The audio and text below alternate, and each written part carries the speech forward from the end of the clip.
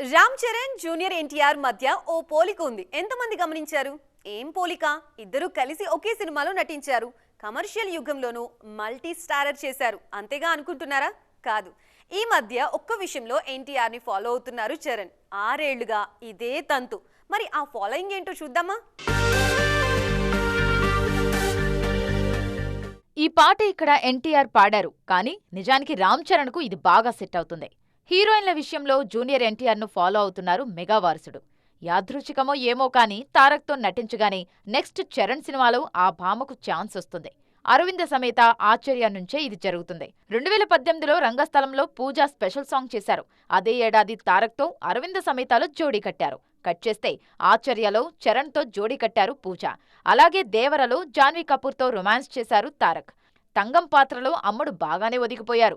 దేవరకు Janhvi glamour కూడా బాగా help అయింది. దేవర తర్వాత రామ్ చరణ్తో పెద్దిలో నటిస్తున్నారు జాన్వీ కపూర్. చికిరీ పాటలో వీళ్ళిద్దరి కెమిస్ట్రీ అద్దిరిపోయింది. ఇప్పుడిక రుక్మిణి వసంత్ వంతు. ప్రస్తుతం ఎన్టీఆర్ హీరోగా ప్రశాంత్ నీల్ తెరకెక్కిస్తున్న సినిమాతో తెలుగుకి డెబ్యూ చేస్తున్నారు ఈ బ్యూటీ. సుకుమార్, చరణ్ సినిమాలోనూ రుక్మిణి వసంత్ పేరే పరిశీలిస్తున్నారు.